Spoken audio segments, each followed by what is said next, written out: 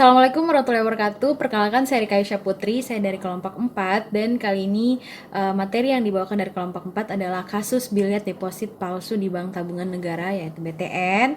Dan sekarang saya akan menjelaskan dari slide pertama dulu.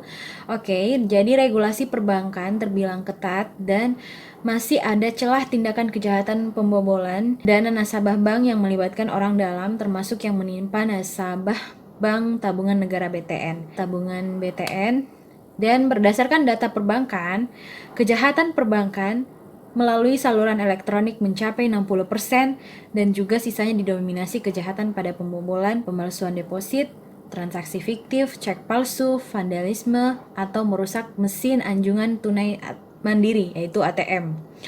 Nah, jadi sistem perbankan sebenarnya sudah cukup kuat untuk mencegah terjadinya pembobolan oleh kalangan internal bank, tapi faktanya memang tidak bisa menjamin 100%. Karena beberapa kasus pembobolan bank disebabkan lemahnya pengawasan perbankan. Gitu. Dan juga pada slide kedua di situ ada profil Bank BTN. Jadi yang pertama, cikal bakal Bank BTN dimulai dengan didirikannya Pospar Bank di Batavia pada tahun 1897 pada masa pemerintahan Belanda. Dan juga saya akan bacakan sedikit profilnya. Bank BTN merupakan salah satu bank BUMN milik pemerintah.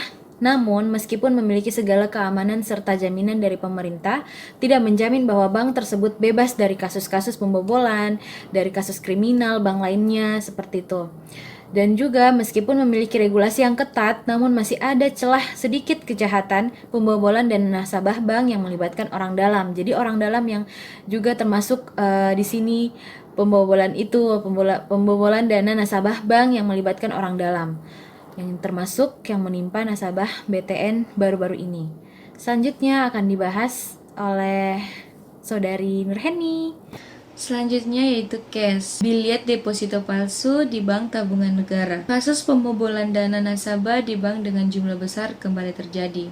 Kali ini terjadi di plat merah yakni Bank BTN. Total dana milik nasabah Bank BTN yang diraih berjumlah 258 miliar dan pembobolan ini dilakukan oleh oknum internal bank itu sendiri. Kasus pembobolan bank ini bermodus pemalsuan deposito.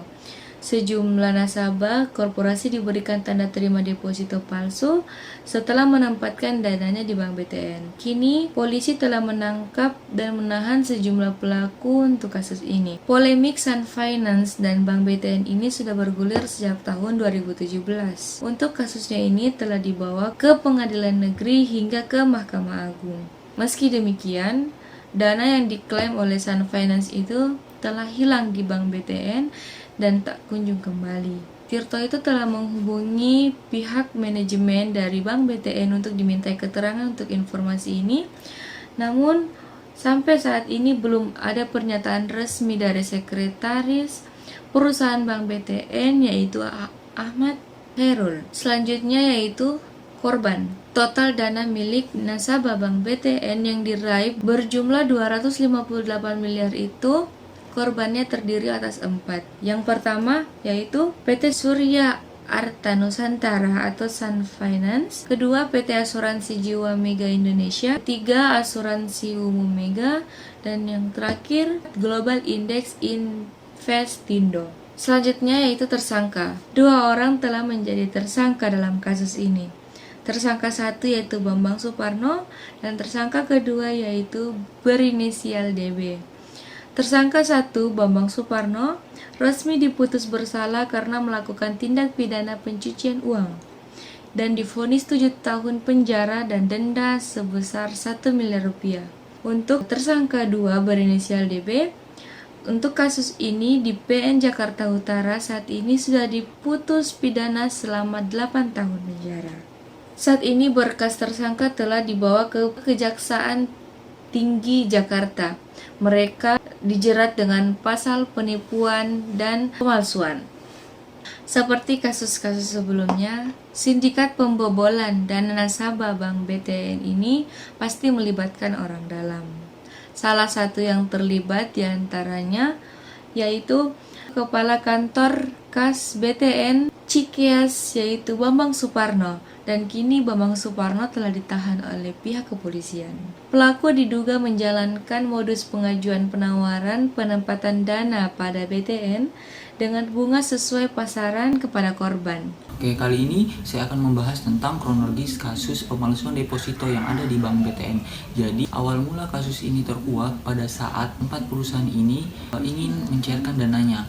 Oke, jadi pada bulan September sampai November 2016 itu 4 perusahaan tersebut, salah satunya Sun Finance, itu lakukan suatu investasi deposito di Bank BTN, di mana kasus ini itu adanya suatu pemalsuan atau penipuan yang dilakukan suatu oknum Bank BTN yang ditawarkan kepada 4 perusahaan tersebut. Oke, jadi selanjutnya pada bulan Desember 2016, pada saat Sun Finance ini ingin mencairkan dananya di salah satu cabang di Bank BTN di kawasan Cibubur. Pada saat itu Bank BTN bertanya bahwa Bank BTN itu ingin mencairkan dananya sebesar 250 miliar rupiah yang telah diinvestasikan sebelumnya, sehingga pihak Bank BTN menyatakan bahwa rekening deposito yang Sun Finance itu ajukan ternyata tidak terdaftar oleh Bank BTN itu sendiri, tetapi terdaftar sebagai rekening giro. Jadi di mana oknum ini melakukan penipuan kepada nasabah atau 4 perusahaan ini untuk menyetorkan dananya, sehingga 4 perusahaan ini berpikir bahwa uang itu telah dimasukkan ke rekening depositonya. Ternyata bukan. Ternyata pelaku ini membuat rekening giro tersendiri untuk mengelabui korban. Oke, jadi selanjutnya pada Maret 2017 itu pihak Sun Finance ini mengajukan gugatan kepada Pengadilan Negeri Jakarta Pusat, di mana pihak Sun Finance ini ingin mengembalikan atau ingin mengajukan bahwa di mana dana sebesar 140 miliar rupiah, karena yang tersisa di saldo yang tercatat di Bank BTN itu hanya tersisa 110 miliar rupiah. Jadi pihak BTN ini mempertanyakan di mana sisa 140 miliar tersebut. Jadi Sun Finance ini mengajukan gugatan di Pengadilan Jakarta Utara dan melakukan suatu perlawanan kepada Bank BTN karena uangnya itu telah banyak dirugikan dengan kasus ini. Jika dihitung-hitung pada awal 2015 itu seharusnya uang Bank BTN itu bernilai 163,5 miliar rupiah dari 145 rupiah, karena sudah termasuk bunga, imaterial dan lain-lain. Oke, selanjutnya pada September 2017 Pengadilan Pusat Negeri Jakarta Pusat ini memutuskan bahwa gugatan yang dilakukan oleh pihak Sun Finance ini ditolak karena kurangnya bukti-bukti objek yang relevan, kata majelis pengadilan. Jadi Bank BTN ini pun tidak begitu saja menerima gugatan ini atau putusan ini. Jadi pihak Bank BTN pun mengajukan banding untuk menolak gugatan dari pihak Sun Finance. Selanjutnya pada bulan November 2017 ini pihak Pengadilan Jakarta Selatan ini menetapkan tersangkanya, yaitu Bambang Suparno, di mana Bambang Suparno ini memiliki jabatan sebagai bagian atau kepala kas di salah satu cabang BTN di Cibubur. Dia dinyatakan bersalah karena tindak kriminal, yaitu pencucian uang dan pemalsuan berkas-berkas. Jadi dia divonis selama 7 tahun penjara dan dikenakan denda sebesar 1 miliar rupiah.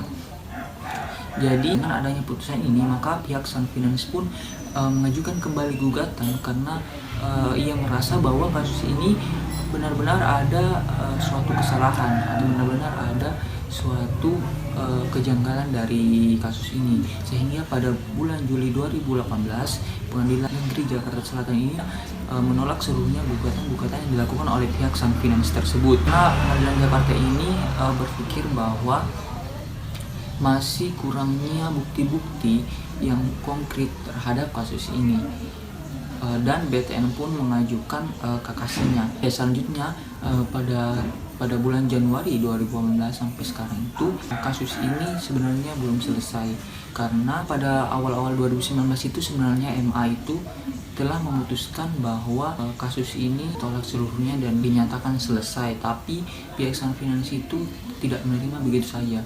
Jadi dia melakukan peninjauan kembali atas kasus ini dengan melaporkan ulang terkait kasus ini, karena pihak Sun Finance itu berpikir bahwa hal ini ada kejanggalan dan betul-betul pure adanya fraud, kecurangan, tindak kriminal, pidana dan lain-lain, sehingga Sun Finance itu ingin menunjukkan kembali. Oke, terima kasih. Oke, baik. Kali ini saya akan melanjutkan penjelasan materi dari slide sebelumnya, yang dimana OJK temukan 3 pelanggaran BTN atau Bank Tabungan Negara terkait kasus bilet deposito palsu. BTN disebut melanggar aturan internal lantaran yang pertama, mengizinkan pembukaan rekening di kantor kas. Yang kedua, memberi layanan pembukaan rekening tanpa tatap muka. Yang ketiga, pengendalian internal tak berjalan. Kasus bilet deposito palsu yang melibatkan pejabat Bank Tabungan Negara terus menjadi sorotan saat rapat dengar pendapat dengan Komisi Keuangan DPR Rabu 29 bulan 3. Otoritas Jasa Keuangan atau OJK menyebut kasus tersebut bisa terjadi lantaran bank melanggar prinsip kehati-hatian. Kepala Eksekutif Pengawasan Perbankan Nelson Tompubulon menjelaskan BTN memberikan wewenang kepada kantor kasnya untuk melayani pembuatan rekening baru. Padahal, kantor kas seharusnya cuma bisa melayani setoran dan pembayaran. Wewenang tersebut memberikan lantaran bank mengejar target perolehan nasabah atau dana pihak ketiga dan kreditur. Ada aturan internal yang dilanggar. Seorang kepala kantor kas punya wewenang sebesar itu, yang seharusnya dilakukan di level yang lebih tinggi. Salah satu penyebabnya, ada target yang besar khususnya untuk pendanaan, kata Nelson saat rapat dengar pendapat dengan Komisi 11 Dewan Perwakilan Rakyat di Jakarta, Rabu 29 bulan 3. Selanjutnya, Deputi Komisioner Pengawas Perbankan 3 OJK, Irwan Lubis mencatat ada 3 hal yang dilanggar oleh BTN. Yang pertama, ketentuan mengenai pentingnya mengetahui secara rinci nasabahnya, diantaranya dengan mewajibkan pembukaan rekening secara tatap muka. Sementara, BTN tidak melakukan hal ini. Dan yang kedua, pengendalian internal tidak berjalan. Yang ketiga, adanya indikasi yang kuat terjadi konspirasi antara pegawai bank dengan mediator atau pemilik dana. Maka dari itu, upaya dari kami mengembalikan fungsi kantor kas menjadi hanya melayani setoran dan pembayaran, ujar Irwan. OJK pun langsung melarang seluruh kantor kas BTN untuk melayani pembukaan rekening baru. Mungkin hanya itu penjelasan dari saya. Terima kasih. Kemudian proses akhir. Ternyata proses akhir ini belum selesai.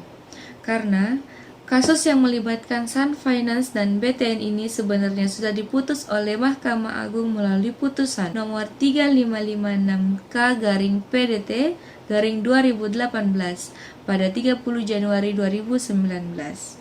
Dalam putusan itu, gugatan Sun Finance ditolak seluruhnya legal. Corporate Secret and Compliance Department Head Sun Finance, yaitu David Susanto, mengatakan pihaknya akan mengajukan peninjauan kembali atas putusan Mahkamah Agung itu sendiri. Penyelesaian kasus yang berjalan sejak tahun 2016 tersebut sebagian sudah diputus di pengadilan, yakni Pengadilan Jakarta Selatan dan Jakarta Utara. 2 pelaku sudah dikenakan sanksi pidana dan sedangkan sisanya masih dalam proses.